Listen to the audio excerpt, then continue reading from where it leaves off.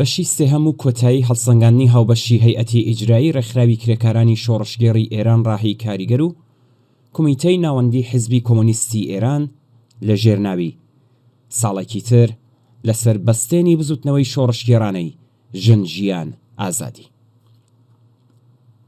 سێهەم، گەشە و پەرەسەندنی بزوتنەوە ڕادیکاڵە کۆمەڵایەتیەکان و ڕوونتربوونەوەی داواکاریەکانی کۆمەڵانی خەڵکی ناڕازی لە پاڵشکستەکانی ڕەژیمی ئیسلامی لە سیاسەتی دەرەوەدا، هاوکات لەگەڵ بێتوانایی حکوومەت لە چارەسەرکردنی قەیرانە ڕیشەدارەکانی وەک شکستهێنان لە دابینکردنی ئاو، کارەبا، گاز، هەوای پاک، شوێنی نیشتەجێبوونی گونجاو و هەروەها بێتوانایی ڕەژیم لە ڕێخستنەوەی یەکە بەرهەمهێنەرەکان، دابەزینی بەهای دراوی وڵات و بەرزبوونەوەی بەردەوامی ئاستی هەڵاوسان کۆڵەکەکانی دەسەڵاتی کۆماری ئیسلامی بە توندی هێناوەتە لەرزە. ئەم بارودۆخە قەیرانی ناو بەشەکانی حکوومەت ڕۆژ بە ڕۆژ قوڵتر دەکاتەوە. پێکهاتەی نادیمۆکراتیک و ناکۆکی ئاشکرا لە نێوان بەشە دەستنیشانکراوەکان و بەشە بەناو هەڵبژێردراوەکان و هەروەها جێبەجێ نەکرانی یاسای بنەڕەتی خودی ڕژیم لە زۆر یەک لە حاڵەتەکاندا قەیرانی ناو پێکهاتەی دەسەڵاتی پەرەپێداوە. بەم شێوەیە هەموو هەوڵەکانی دەسەڵات بە مەبەستی دروستکردنی وفاقی حکوومەتی زۆر زوو لەگەڵ شکست بەرە ڕوو دەبێتەوە. ناکۆکی نێوان مەجلس و دەوڵەت، نێوان باندە مافیاییەکان و دامەزراوە دەوڵەتیەکان، لە نێوان دەسەڵاتی دادوەری لەگەڵ دوو دەسەڵاتەکەی تر و هەروەها ڕۆڵ و پێگەی دەستگای ڕێبەری لە هەموو بوارەکاندا ڕۆژ بە ڕۆژ بەرفراوانتر دەبێت. جۆرێک لە داڕمان لە سیاسەت داڕشتن و بڕیارەکانی حکوومەتدا بەرچاو دەکەوێت. تەنانەت هەندێک هێما و نیشانە لە ململانەی نێوان باندە مافیاییەکان سەری هەڵداوە. بێهۆ نییە کە عەلی خامنەئی بە درێژایی ساڵی ڕابردوو بە شێوەیەکی بەردەوام ناچار بووە لەگەڵ لایەنگرانی ڕەژیم کۆب بێتەوە بۆ ئەوەی هێڵە سەرەکیەکان و ئاراستەی سیاسەتەکان دیاری بکات و جارجاریش ئاوێک بە ئاگری ناکۆکیەکاندا بکات. واقعیەت ئەوەیە کە جێگە و پێگەی ئوسولگەراکان ڕۆژ بە ڕۆژ لاوازتر دەبێت و پێگەی تونترین باڵی فاشیستی ناو ئوسولگەراکان بەهێزتر دەبێت. لەم نێوانەدا شایەتی ململانەی نێوان سیاسەتە زۆر تند و فاشیستیەکانی باڵی پایداری، میسباحیەکان و جەلیلیەکانین لەگەڵ ڕفۆرمخوازان و ئوسولگەرایانی نێو ئوسولگەرا نەریتیەکاندا. لە بەرامبەردا وا پێدەچێت کە پێگەی ڕفۆرمخوازان بە نیسبەتی ڕابردوو بەهێزتر بووە. بەشی ڕادیکاڵی ڕفۆرمخوازان هەوڵ دەدەن بە شێوەیەکی ئارام لە یاسای بنەڕەتی ئێستای کۆماری ئیسلامی تێپەڕ بن و ئەسلی وەلایەتی فەقیە لاب بن. لەسەر بەستێنی ئەم گۆڕانکاریانە توانایی دەسەڵات بۆ بەرەو پێشبردنی سیاسەتێکی ڕوون و یەکدەست لەگەڵ کێشەی جددی ڕوبەڕوو دەبێتەوە. چوارم، دەسەڵاتی ئیسلامی لە ساڵەکانی ڕابردوودا بە سەدان ملیارد دولاری خەرجی بەرنامە ناوەکیە پڕکێشە و بێبەرهەمەکەی کردووە. وڵاتێکی کە لەسەر دەریای نەوت و گاز هەڵکەوتووە و خاوەنی ئیمکان و دەرفەتێکی بەرفراوانە بۆ پەرەپێدان بە وزە پاک و نوێبوونەوەکان لەسەر بەرنامەیەکی ناوەکی بێبەرهەم سەرمایە گوزاری کردووە. بەرنامەیەکی کە تا ئێستا هیچ کەڵکێکی بۆ وڵات نەبووە. بەرنامەیەکی کە بۆتە هۆکاری سەرەکی گوشارە نێودەوڵەتی و گەماڕۆکان بۆ سەر کۆمەڵانی خەڵکی ئێران. ئێستا بە هاتنە سەرکاری دۆناڵد ترامپ دیسانەوە مەسەلەی ناوەکی ئێران بۆتەوە بابەتێکی سەرەکی کێشەکان. ئاشکرایە کە سیاسەتی ترامپ لەبارەی بەرنامەی ناوەکی ئێران لە هاو ئاهەنگی تەواو لەگەڵ سیاسەتەکانی ناتانیاهۆدایە. دەوڵەتی ئیسرائیل لە هەوڵدایە بە زەخکردنەوەی مەترسی ئێرانێکی ناوەکی ئەمریکا بەرەو شەڕ لەگەڵ کۆماری ئیسلامی ڕابکێشێت. ئامانجی ئیسرائیل ئەوەیە کە ئێران بخاتە دۆخێکی هاوشێوەی سووریا یان عێراقەوە. بارودۆخێکی لەو شێوەیە زەبرێکی کوشەندە لە بزوتنەوەی ڕووخاندنی شۆڕشگێڕانەی دەسەڵاتی ئیسلامی و باقی بزوتنەوە ڕادیکاڵە کۆمەڵایەتیەکان و لەوانەش بزوتنەوەی ژن ژیان ئازادی دەدات.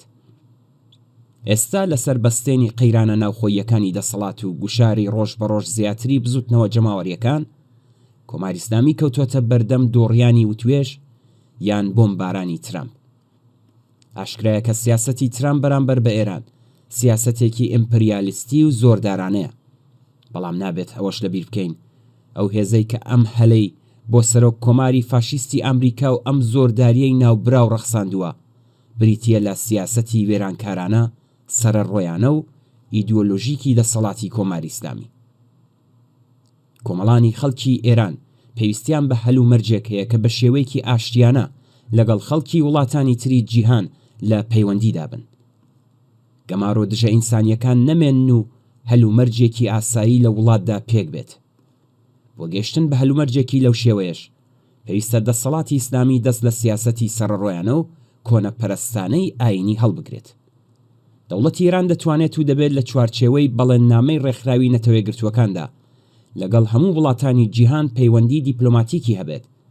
تەنها لەم ڕێگایەوەیە کە دەتوانرێت سێبەری شەڕ و بۆمباران لەسەر ئێران دوور بکرێتەوە و بەر بە کردەوە وێرانکاریەکانی دەوڵەتی ڕەگەزپەرست و داگیرکەری ئیسرائیل بەڕێبەرایەتی بەنیامین نەتانیاهۆش بگیرێت. خاڵی جێ، کۆبەندی و دەرەنجام. بزوتنەوە ڕادیکاڵە کۆمەڵایەتیەکانی ئێران بزوتنەوەیەکی شۆڕشگێڕانەیە. بەرەو ڕووبوونەوەی جەماوەر لەگەڵ ڕژیم شێوازێکی تەواو بە شوێنەیی و هەنگاو بە هەنگاوی گرتووەتە بەر. بزوتنەوە کۆمەڵایەتیەکان بە ڕەچاوکردنی ڕێکارە بەرنامە بۆ داڕێژراوەکانی هەندێک جار لە سەرەخۆ و هەندێک جاریش بە خێرایی بەرەو پێش دەچێت. بواری خەباتی جەماوەر لە هەنگاوی یەکەمدا خەباتێکی فەرهەنگی، مەدەنی، کۆمەڵایەتی و ئابووریە. بەواتایەکی تر ئەم بزوتنەوەیە بە شێوەیەکی گشتی بزوتنەوەیەکی کۆمەڵایەتیە لە دژی دەسەڵاتی کۆماری ئیسلامی. شێوازە جیاوازەکانی ئەم بزوتنەوانە لە ڕێگەی خەبات و ناڕەزایەتیە مەدەنی، فەرهەنگی، کۆمەڵایەتی، ئابووری و داواکاری تەوەرەکانەوە بە ئاراستەی بزوتنەوەیەکی سیاسی هەنگاو دەنێت. لەسەر بەستێنی ئەم شێوازی بەرەو پێشچوونە ڕێکخراوبوونی جەماوەر تا دێت زیاتر پەرەدەستێنێت. دەسەڵاتی ئیسلامی لە بەرامبەر ئەم شۆڕشە کۆمەڵایەتیەدا کە بەهۆی سەرکوتی دڕندانەی ڕژیمی ئیسلامی ناتوانێت ڕاستەوخۆ دروشمی ڕووخاندن بدات، بەڵام جەوهەر و ناوەڕۆکی ئەم ئاخێزە بزوتنەوەیکی ڕاشکاوانەیە لە پێناو ڕووخاندندا ناتوانێت هیچ کارێ بکات. پێکهاتەی کۆماری ئیسلامی داماوتر لەوەیە کە توانایی بەرەنگاربوونەوەی بزوتنەوەیەکی لەم شێوەیە ڕادیکاڵ و کۆمەڵایەتی هەبێت. ئەوەی کە هێشتا بەرەو ڕووبوونەوەی بە شوێنەیی و هەنگاو بە هەنگاوی خەڵک نابێت بە شۆڕشێکی سیاسی ئاشکرا لە دژی دەسەڵات، بەو هۆیەوەیە کە هێشتا زۆربەی جەماوەر ئالتەرناتیڤی دڵخوازی خۆیان لە ئاسۆدا نابینن. جەماوەر بە شێوەیەکی ڕوون و ڕاشکاوانە ئالتەرناتیڤە ڕاست، سەرمایە سالار و پشپەستوو بە دەسەڵاتە دەرەکیەکانیان ڕەت کردوێتەوە. چاوخشانێک بەسەر داواکاری و دروشمەکانی جەماوەری خەڵکی ئێران لە 3 ساڵی ڕابردوودا نیشان دەدات کە خەڵک خوازیاری ئالتەرناتیڤێکن پش ئەستور بێت بە ئازادیە گشتگیرەکان، دموکراسی بە تەوامانە، دابینکاری پەیداویستیەکانی ژیانێکی شایستەی مرۆڤایەتی، بە نوێکردنەوەی پێکهاتەی ئابووری لەسەر بنەمای پەیداویستیەکانی زۆرینەی خەڵک.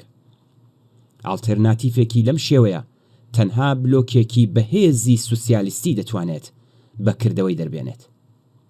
ئەوەی کە لەلایەن خەڵکەوە لەم شۆڕشە مەدەنیەدا بەرەو پێش دەچێت جۆرێک لە ڕێخستنی جەماوەریە کە ئیمکانی ڕێخستنی دموکراسیەکی ڕیشەدار و پش ئەستور بە چین و توێژەکانی خوارەوە هەرچی زیاتر دەستەبەر دەکات.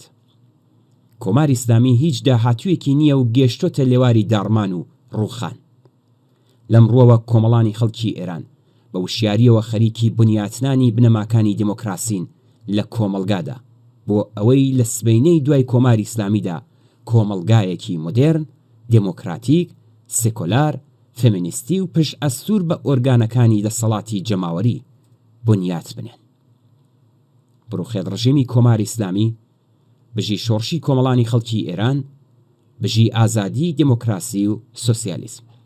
کۆمیتەی ناوەندی حیزبی کۆمونیستی ئێران و هەیئەتی ئیجرایی ڕێکخراوی کرێکارانی شۆڕشگێڕی ئێران ڕاهی کاریگەر.